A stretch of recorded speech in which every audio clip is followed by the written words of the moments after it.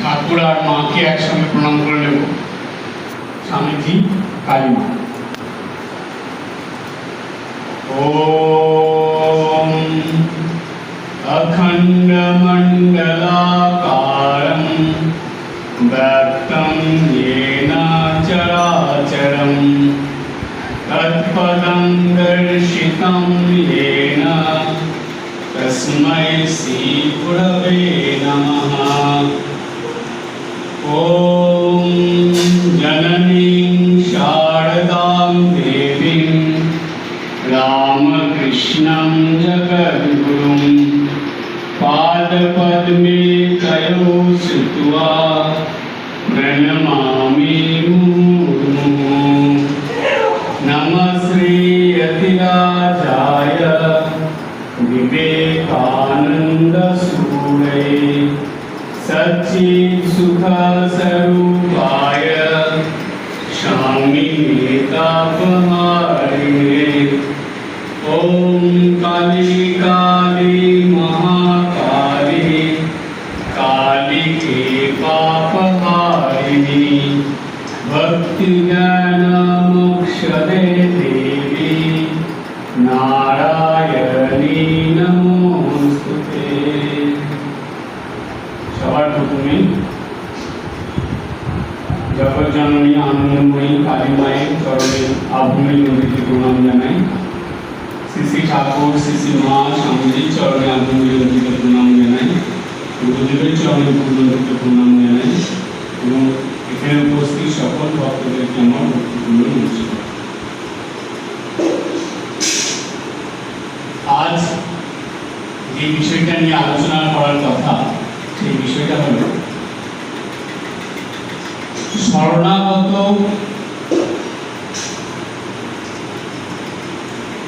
মানুষের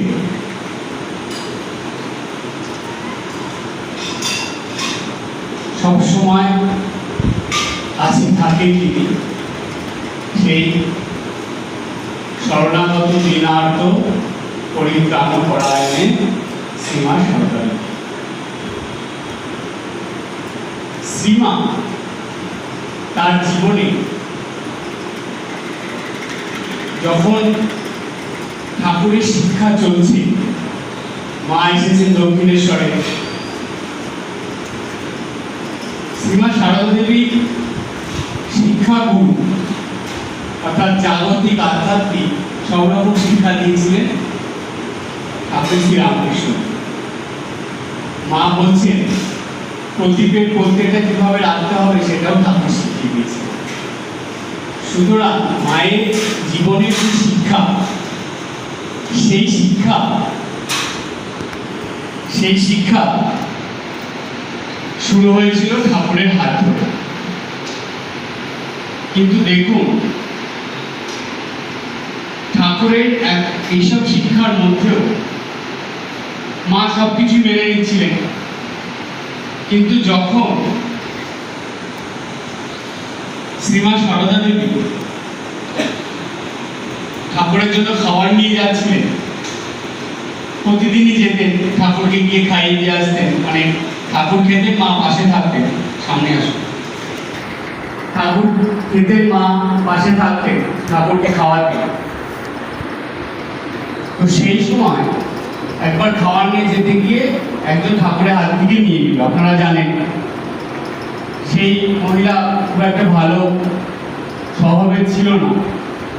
ঠাকুর সেটা বুঝতে পেরে মাকে তো বললেন, কিন্তু মা ঠাকুরের সেই কথাটা কিন্তু প্রথম থেকে মেনে নেয়নি। মা উল্টো কি বললেন যে না ঠাকুর, ওটা আমি পারব না। মা বলে যে আমার সামনে এসে দাঁড়াবে আমি তাকে ফেরাতে পারব। তাহলে দেখুন যে এই যে মাতৃত্বের যে শক্তি, সেটা তিনি এমনভাবে অর্জন করে নিয়েছিলেন যে ঠাকুর কিন্তু মায়ের ওই কথা শুনে বিরক্ত হননি, রেগে যাননি, তিনি খুশি হয়েছিলেন। কেন? তার কারণ ঠাকুর বুঝতে পেরেছিলেন যে ঠিক ঠিক জগৎজননী হওয়ার বা সব রকম সন্তানদের আশ্রয় দেওয়ার জন্য এই মা উপযুক্ত হয়ে উঠেছে, বা উপযুক্ত হয়ে উঠেছে। সেই জন্য দেখুন, সারদা মায়ের জীবনে এমন কোনো ঘটনা আপনি দেখাতে পারবেন না যেখানে কেউ অসুবিধা নিয়ে মায়ের কাছে এসেছে এবং মা তাকে ফিরিয়ে দিয়েছে, তাকে স্মরণ দেয়নি, তাকে সাহায্য করেনি, তাকে উপকার করেনি, তার ভালো করেনি, এমন কোনো ঘটনা পাওয়াই যায়। সেই জন্য শরণাগত বিনাশ পরিত্রাণ করায়। মায়ের জীবনে এই চণ্ডীর যে দেবী স্তুতি, এটা সম্পূর্ণভাবে মিলে যায়। দেখুন, স্বামী বিবেকানন্দ ঠাকুরের উপরে লিখলেন খণ্ডন ভববন্ধন, একটা লিখে হলো না, আর একটা লিখলেন অমিমৃতম। কিন্তু তারপরে মায়ের সম্বন্ধে কিছু লিখলেন। কি করলেন তিনি? চণ্ডীর থেকে সমস্ত চণ্ডী গ্রন্থ চিন্তা করে মাত্র 6টা লাইন উঠিয়ে আনলেন। কেন জানেন? এই 6টা লাইনের মধ্যে এর যে ব্যাখ্যা, এর যে বর্ণনা, গভীরতা, একদম অক্ষরে অক্ষরে সবকিছু সারদা মায়ের জীবনের সঙ্গে মিলে যায়। সেই জন্য স্বামীজি সন্ধ্যা আরতিতে ওই দুটো স্তোত্রের পরে মায়ের এই দেবী স্তুতিটা দিয়ে গেলেন। সর্বমঙ্গল ও মঙ্গলের থেকে শুরু করলেন, শেষ করলেন পরপর 6টা লাইন। কখনো মনে হয় কেন স্বামীজি এটা করলেন? কারণ স্বামীজি মাকে যতটা বুঝেছিলেন, ঠাকুরের অন্য সন্তানরাও বুঝেছিলেন, কিন্তু স্বামীজির মতন এরকম নয়। কারণ স্বামীজি প্রথমেই জ্যান্ত দুর্গা হিসেবে দর্শন পেয়েছিলেন সীমা সারদা। সেই জন্য স্বামীজি কিন্তু বারে বারে ওই একই কথা বলে গেছেন। বিদেশ থেকেও শশী মহারাজের চিঠিতে লিখছেন যে জ্যান্ত দুর্গার পূজা দেখা। তাহলে মার যে কি রূপ সেটা স্বামীজি জানেন। আর এমনই শরণাগত দিনার্থ মা ছিলেন স্বামী বিবেকানন্দ শ্রীমায়ের চরণ স্পর্শ করে প্রণাম করতে না করতেন। স্বামী বিজ্ঞানানন্দজি, স্বামীজি তাকে প্রেষণ বলে ডাকতেন। গেছেন মাকে প্রণাম করতে উদ্বোধনী, স্বামীজি গঙ্গার জল খেয়ে ছিটিয়ে ছিটিয়ে একদম অবস্থা খারাপ, ঘোলা জল, বর্ষার জল, নৌকা করে যাচ্ছেন, সেটাই খাচ্ছেন বারে বারে, আর মাথায় দিচ্ছেন। কেন? বাবুরাম মহারাজ জিজ্ঞেস করছেন যে এত করছেন কেন, জল দিচ্ছেন কেন, এই ঘোলা জল? তখন স্বামীজি বলছেন যে মায়ের কাছে যাচ্ছি, কি যে অপরাধ করে ফেলেছি বা কি চিন্তা ভাবনা, অশুদ্ধতা, অপবিত্রতা নিয়ে গেলে মায়ের কাছে যাওয়া যাবে না। ভয় পেতে স্বামীজি বারে বারে গঙ্গা জল খাচ্ছেন, ছিটাচ্ছেন। মাকে যখন প্রণাম করতেন, সাষ্টাঙ্গ প্রণাম করতেন, স্বামীজি চরণ স্পর্শ করতেন না, চরণ থেকে দূরে প্রণাম করতেন। কৃষ্ণ মহারাজ বিজ্ঞানানন্দজি তিনি আর তো ওইটা জানেন না। তিনি জানেন মাকে প্রণাম করতে হবে মানে একদম মায়ের চরণ ধরে প্রণাম করব। স্বামীজি দাঁড়িয়ে আছেন, যেই বিজ্ঞানানন্দজি প্রণাম করতে গেছেন, স্বামীজি প্রেষণ দূরের থেকে প্রণাম করো, মায়ের চরণ স্পর্শ করবে না বলে দিচ্ছেন। কেন? কারণ স্বামীজি বলছেন, জানে বিজ্ঞানানন্দজি মনে প্রশ্ন উঠবে স্বামীজি কেন না করছেন। স্বামীজি বলছেন যে যখনই কেউ মায়ের চরণ স্পর্শ করে প্রণাম করে, মা সঙ্গে সঙ্গে তার সেই সন্তানের যত পাপ তাপ আছে সব নিজের মধ্যে নিয়ে, সব নিজের মধ্যে গ্রহণ করে। শরণাগত দিনার্থ পরিত্রাণ মায়ের, সর্বস্বার্থী হরে দেবী, সব কিছু গ্রহণ করেন। সেই জন্য স্বামীজি চরণ স্পর্শ করে প্রণাম করেন। মা আছেন জয়রামবাটিতে, এটা উৎসবের দিনে জগদ্ধাত্রী পুজোর পরে সব ভক্তরা প্রণাম করছে, জগদ্ধাত্রী মাকে প্রণাম করে সারদা মাকে প্রণাম করছে। মা বসেছেন, প্রণাম নিচ্ছেন। সারাদিন প্রণামের পরে সন্ধ্যার আগে মা বলছেন গোলাপ মাকে যে গোলাপ জল এনে দাও, গঙ্গা জল নিয়ে এসে মা পা ধুয়ে পাটা ধুচ্ছেন, বলছেন সারাদিন সন্তানদের সব কিছু নিয়ে নিয়ে পা জ্বলে যাচ্ছে। কি কথা বলে দিলেন মা! ছোট ছোট কথা কত গভীরতা রয়েছে। আপনারা ভাবুন, যতজন প্রণাম করেছে সবার ভিতরে যা কলুষতা, অপবিত্রতা, খারাপ, অশুভ, পাপ যা ছিল সব মা টেনে নিয়েছে। কেন না? তার সন্তানরা ভালো থাকে, সন্তানরা সুখী থাকে। তা না হলে তার এই মাতৃ নামের কি মূল্য?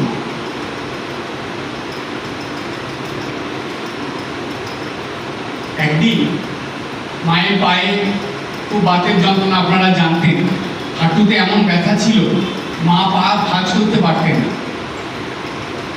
ওনাকে পা সোজা করে বসতে হতো। যখন হাঁটতে পাকে টেনে টেনে ছেঁচড়ে ছেঁচড়ে নিয়ে যাবে। সেই অবস্থাতেও কলকাতা থেকে কোনো ভক্ত সন্তানরা আসলে মা দুপুরবেলা বা সকালবেলা, কেউ ঘুম থেকে ওঠার আগে বা দুপুরবেলা খেয়ে দিয়ে সবাই শুয়ে পড়লে মা ওই পা নিয়ে ছেঁচড়ে ছেঁচড়ে গ্রামে যেতেন। কেন? কলকাতার সন্তানরা একটু দুধ খেতে ভালোবাসে, মাছ খেতে ভালোবাসে, সেগুলো জোগাড় করে নিয়ে আসতে। ভাবতে পারো এই কষ্ট, পা নিয়ে হাঁটতে পারছে না, জোগাড় করে নিয়ে আসছে।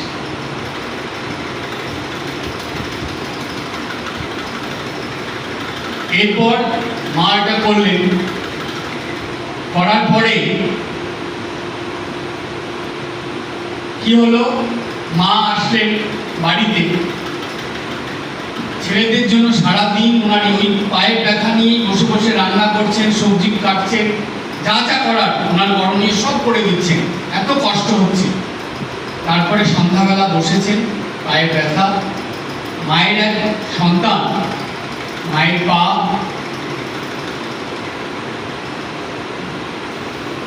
মায়ের পায়ে মালিশ করে দিচ্ছেন।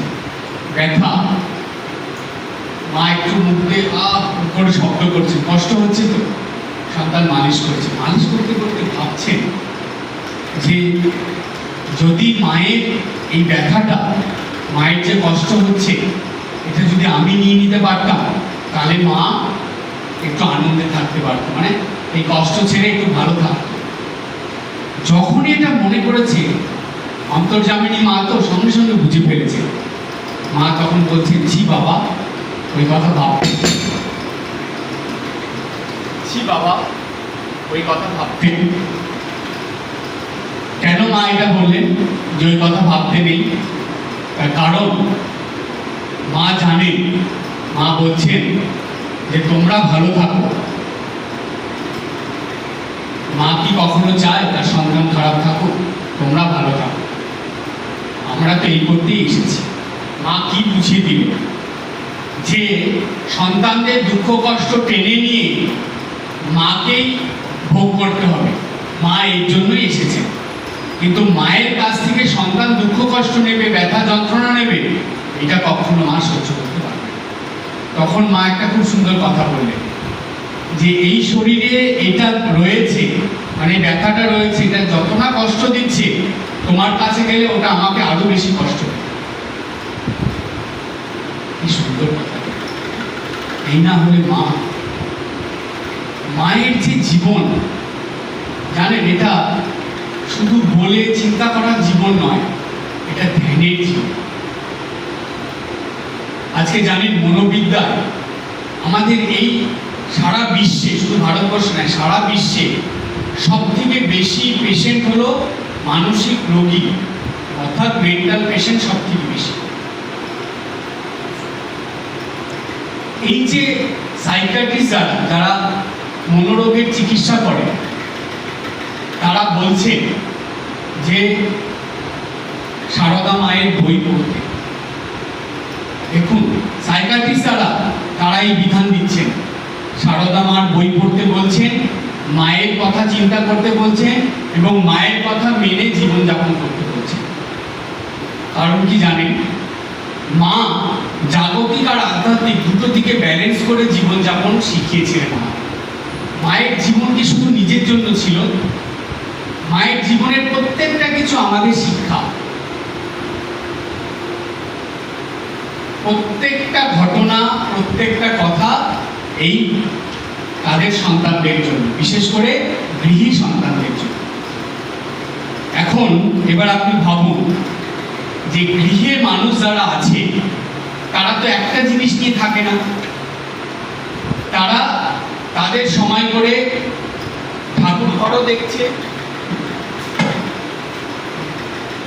তাদের সময় করে ঠাকুর ঘরও দেখছে, তাদের সময় করে তারা সংসারের দিকও দেখছে, আত্মীয় স্বজনের দিক দেখছে, এবং সেই সঙ্গে আবার মঠ মিশন, বিভিন্ন প্রতিষ্ঠান, এইসব দিকেও তারা দেখছে। কত দিক নিয়ে সংসারী মানুষরা জীবনযাপন করছে। এবার আপনারা বলুন তো, আপনারা যত দিক নিয়ে জীবনযাপন করেন, সারদা মা কি সেইভাবে জীবনযাপন করেননি? মা কি তার থেকে আলাদাভাবে কিছু করেছেন? একটু চিন্তা করে দেখুন। শ্রীমা সারদা দেবী প্রথম থেকে শেষ পর্যন্ত এই সংসারী মানুষদের সঙ্গে, তাদের সঙ্গে তাল মিলিয়ে জীবনযাপন করে গেলেন। মায়ের যে তিনজন ভাই ছিল, কালী মামা, বড়দা মামা, প্রসন্ন মামা, মা বলছেন আমার ভাইরা শুধু টাকা টাকা করে। কি জায়গায় ছিলেন বলে? নলিনী দিদি, মাকু দিদি, পাগলি মামি, আধ্যাত্মিকতার সঙ্গে এদের কোনো কাজই নেই। মায়ের সংসারের, অর্থাৎ মায়ের দিককার, ঠাকুরের দিককার ছাড়ুন, মায়ের দিককার যারা, মায়ের ভাইরা, আত্মীয় স্বজনরা, এদের অবস্থা দেখুন। ঘোর সংসারী, তাদের মধ্যে মা ছিলেন। বাগবাজারে এসে থাকতেন, সেখানেও সব সংসারী ভক্তরা আসতো। যেখানে যেখানে গেছেন সব সংসারী মানুষদের মধ্যেই মা থেকেছেন। কিন্তু তার মধ্যে দেখুন তিনি কিভাবে জীবনযাপন করে গেছেন। এবার আপনারা বলবেন যে মহারাজ তিনি দেবী বলে সম্ভব। আমরা, আচ্ছা তিনি দেবী আমি মানলাম, কিন্তু তিনি দেবীত্বে কি দেখিয়ে গেছেন? যেখানে যেখানে প্রয়োজন হয়েছে ভক্তের মনের ইচ্ছা পূর্ণ করার জন্য করেছেন তিনি সেটা। কিন্তু বাস্তবে কি তিনি তাই করেছিলেন? করেননি তো। তাই যদি করতেন তাহলে দক্ষিণেশ্বরে যারা তখনকার সময়ে খারাপ মহিলা বলে পরিচিত, যাদের ঠাকুর মায়ের কাছে আসতো বলে ঠাকুর বিরক্ত হতেন, তাদেরকে সঙ্গে, মানে তাদেরকে কাছে টেনে নিয়ে মা কিভাবে জীবন যাপন করলেন, তাদেরকে কিভাবে মন পরিবর্তন করে দিলেন, তাদেরকে কিভাবে নিজের কাছে টেনে নিলেন, এটা কখনোই সম্ভব হতো না। সেই জন্য মায়ের যে জীবন সেটা কেমন জানেন? একটু ভালো করে চিন্তা করলে আপনারা পাবেন, সাধারণ থেকে অসাধারণে উত্তীর্ণ হওয়ার জীবন। কাদের ওটা? ওটা ভক্তদের।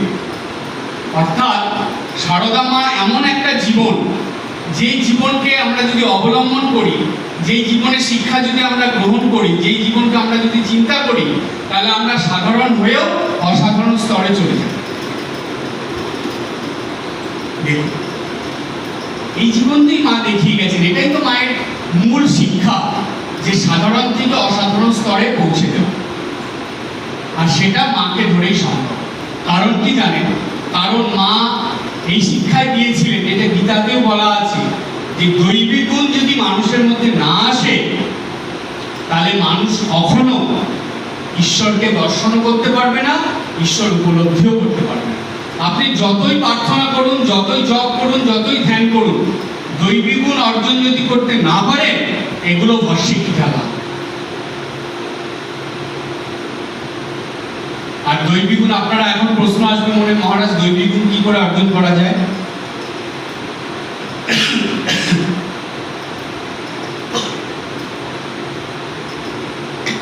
দৈবিক গুণ অর্জন করার জন্য শুধু আমাদেরকে দুটো জিনিস পালন করতে হবে, এক নিত্যদিন গুরুবাক্য পালন, আর দুই মায়ের আদর্শ অনুসরণ।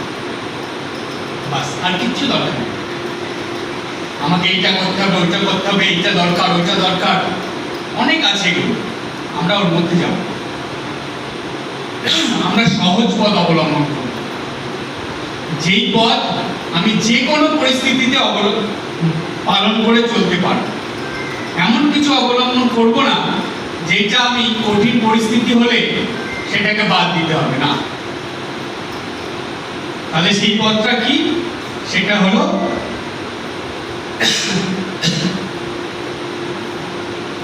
দুটো জিনিস। আবার বলি, প্রথম নিত্যদিন গুরুবাক্য পালন।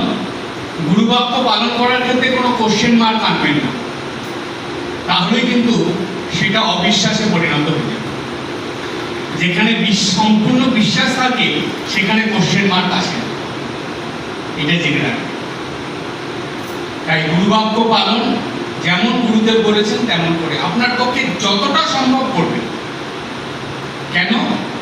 আপনার সাধ্য, আপনার সামর্থ্য এবং আপনার বয়স অনুযায়ী আপনি যতটা গুরুবাক্য পালন করতে পারেন তাই করবেন। কারণ একটা ইয়ং ছেলে বা একটা ইয়ং মেয়ে যতটা গুরুবাক্য পালন করতে পারবে, একটা বয়স্ক মানুষ নিশ্চয় তার পক্ষে অতটা সম্ভব নয়। তাই কখনো নিজেকে অপরের সঙ্গে কম্পেয়ার করবেন না। সবসময় ভাববেন আমার বয়স, আমার সাধ্য এবং আমার সামর্থ্য অনুযায়ী আমি যতটা সম্ভব গুরুবাক্য পালন করব, কিন্তু তাতে কোনো এক্সকিউজ আনবেন না, তাতে কোনো ফাঁকিবাজি আনবেন না। যতটা করবো মানে ঠিক ঠিক করবো, ওর মধ্যে কোনো গাফিলতি, কোনো ফাঁকি থাকবে না। এই হলো প্রথম। আর দ্বিতীয়, আমি কায় মনোবাক্যে মায়ের আদর্শ পালন করব। বাস, এই দুটো জিনিস ধরে থাকুন, দেখবেন যে যেমন কি হয়, পদ্ম ফুল যখন ফোটে, একবারে ফোটে না কিন্তু একটু একটু একটু একটু করে ফোটে, ঠিক দৈবিক গুণগুলো আপনার ভিতরে ঠিক ওইভাবে আস্তে আস্তে ফুটে।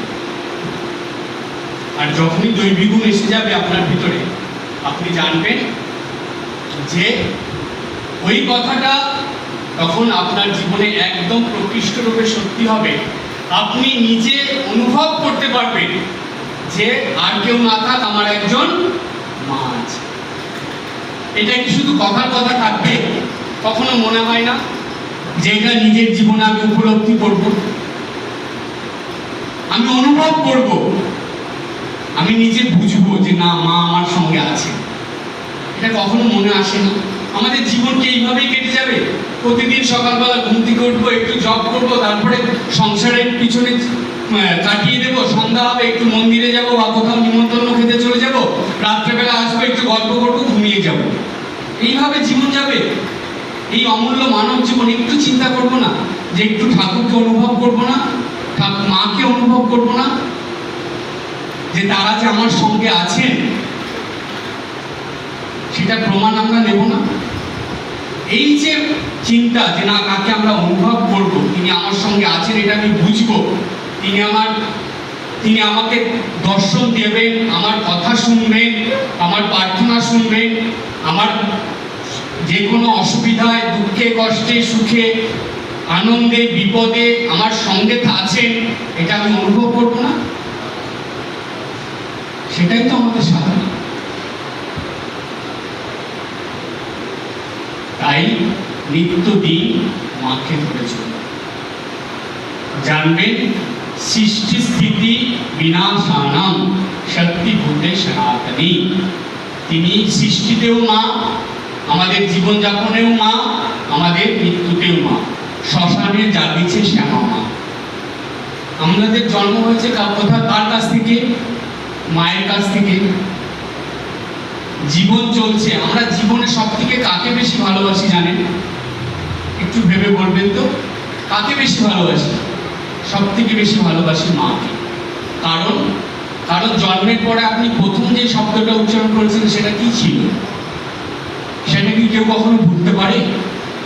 আপনি সব ভুলে যাবেন, মা ডাক আর মাকে কখনো ভুলবেন? কখনো নয়।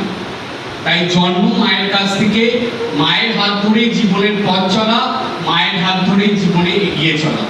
এবং মৃত্যুর পরে সেই মায়ের কাছেই যাওয়া। এসেছিলেন খালি হাতে মায়ের কাছ থেকে, ফিরে যাবেন খালি হাতে মায়ের কাছে। যা পেয়েছেন মায়ের ইচ্ছাতেই পেয়েছেন। মানুষের ভুলটা কোথায় জানেন? আমি করেছি, আমার এগুলো, আমার সব, মাকে ভুলেই যায়। গর্ভধারিণী মায়ের সঙ্গে তো ডিস্টেন্স তৈরি হয়েই যায়। কৈশোর যখন চলে আসে তারপর থেকে এই জগৎজননী মাকেও ভুলে যায়। তখন শুধু আমি আমার। এইটাই মানুষের জীবনে সব থেকে দুঃখ কষ্টের কারণ। মানুষ তো গ্রহণ করে নেয় কিন্তু ছাড়তে পারে না। কিন্তু যারা মায়ের চরণে সঁপে দেয় তারাই ছাড়তে পারে। দেখুন, ঠাকুর নিজের সাধনার ফলও ছেড়ে দিলেন। ফলহারিণী কালী পুজো করলেন, সরস্বতী পুজো যেটাকে আমরা বলি, কি করলেন সেদিন? নিজের সমস্ত সাধনার ফল মায়ের চরণে অর্পণ করে দিলেন, কিচ্ছু রাখলেন না নিজের কাছে। আচ্ছা, আপনারা বলুন তো, ঠাকুর অবতার পুরুষ ভগবান, তার এই কাজটা করার কি অর্থ? কেন করেছিলেন? শাস্ত্রে বলছে অবতার পুরুষরা কোনো কিছু নিজের জন্য করেন না, জগৎবাসীকে, জীবকুলকে, মানুষকে শিক্ষা দেওয়ার জন্য করেন। তাহলে ঠাকুরের এক্ষেত্রে কি শিক্ষা ছিল? যে ইনি হলেন ফলহারিণী মা, ইনি হলেন জগৎজননী মা, ইনার কাছে সব নিজের ফল অর্পণ করো। তুমি যা যা কর্ম করেছো, জাগতিক আধ্যাত্মিক নিত্যদিন মায়ের চরণে সব অর্পণ করো। তোমার কিছু নেই, তুমি যা পেয়েছো, তোমার কাছে যা এসেছে সব মায়ের ইচ্ছাতে, মাই তোমাকে দিয়েছে। তিনি হলেন শক্তিরূপা মাতা। আজকে মা যদি শক্তি কেড়ে নেয়, আমরা এক পা হাঁটতেও পারবো না, এই ক্ষমতাও আমাদের নেই। কিন্তু তবুও আমাদের মনে আমি করেছি, আমার এগুলো, এটা কিছুতেই ছাড়া যায় না। কিন্তু শুনুন, আজকে বলে দিই, যেদিন আপনারা কাছ থেকে এসেছি, মায়ের কাজ করছি, সবকিছু মায়ের চরণে অর্পণ করে দিয়ে হাসি মুখে মায়ের কাছে ফিরে যাবে, দেখবেন মৃত্যুটা খুব সুখের হবে। সবাই কাঁদবে, আপনি হাসতে হাসতে। শুধু একটু ভাবনা যে আমি মায়ের কাছে যাচ্ছি। দেখবেন মেয়েদের যখন বিয়ে হয় অনেক দূরে, হ্যাঁ, যখন বাপের বাড়িতে ফিরে আসে, কি আনন্দ তাদের। কেন? মায়ের কাছে যাচ্ছে। আমরা এখানে তো পার্মানেন্ট আসিনি। মা আমাদের, এটা কেন ভাববেন না, মানে আমরা ভাববো না যে মা আমাদের কাজের জন্য পাঠিয়েছে। আমরা মায়ের কাজ করতে এসেছি, যেই মায়ের কাজ শেষ হবে আমরা মায়ের কাছে ফিরে যাব। কেউ সংসার করছে, মায়ের কাজ করছে, কেউ অফিসে কাজ করছে, মায়ের। এই জগৎটা যদি মায়েরই হয়, তাহলে জগতের কাজগুলো কি মা ছাড়া হবে? আপনি যাই করবেন সেটাই মায়ের কাজ। তাই খুব একটা সুন্দর আজকে আপনাদের চিন্তা দিয়ে যায়। যখনই কোনো কাজ করবেন, একটুখানি চোখ বুঝে চিন্তা করবেন যে এই সৃষ্টিতে সবকিছুই মায়ের, তো যা করছে আমি মায়ের কাজই করছি। সুতরাং কাজের শুরুতে মাকে স্মরণ করে কাজ, এবং কাজ শেষ হয়ে গেলে মায়ের চরণে অর্পণ করে। ছোট্ট এই জিনিসটা ধরেছ, দেখুন জীবনে অনেক সুখ শান্তি আনন্দ বেড়ে যাবে। আর যত এগুলো আমি আমার করবেন, সুখ শান্তি আনন্দ কমে যাবে। তাই যেখানে মায়ের নাম সেখানে আনন্দ ধাম। কিভাবে এটা হয় জানেন? যে যখন আপনি মন থেকে এটা জেনে যাবেন যে মাই আমার সব কিছু, সুতরাং মায়ের কাছে দিয়েই বা মায়ের জন্য সব কিছু করেই আমার আনন্দ, এই ভাবটা যখন আসবে তখনই জানবেন যেখানে মায়ের নাম সেখানে আনন্দ। তার আগে সুতরাং এইখান থেকে যদি মায়ের নাম হয়, এই মন্দিরে হচ্ছে আনন্দ ধাম হচ্ছে, সবাই কত আনন্দ করছে, মায়ের নামে সবাই আনন্দে মেতে আছে। কিন্তু এখান থেকে যেই আপনারা বাড়ি চলে যাচ্ছেন, ওই আনন্দ থাকছে না। তো কিছুক্ষণ পর চলে যাচ্ছে কেন ভেবেছেন কখন? তার মানে এই জায়গা থেকে মায়ের নাম হচ্ছে না, এখান থেকে হচ্ছে। মা বলছেন এদের তো সবই মুখস্থ, যদি অন্তস্থ হতো তাহলে কাজ হতো। মুখস্থ নয়, অন্তস্থ। সুতরাং মা সবসময় আমাদের সঙ্গে আছে, এটা অনুভব করা মায়ের ওই কথাটা সবসময় ভাবো। আর কোনো কিছুতে ভয় নেই। মা এই কথাও বলে দিলেন যে ভয় কি বাবা, আমি মা থাকতে ভয় কি, আছে না মায়ের কথা? তাহলে কেন এত ভয়? আপনাদের দেখবেন মানে গৃহী মানুষদের সব কিছুতে একটা ভয় থাকে, আরে এইটা হচ্ছে এটা কি হবে, ওইটা হচ্ছে ওইটা কি হবে।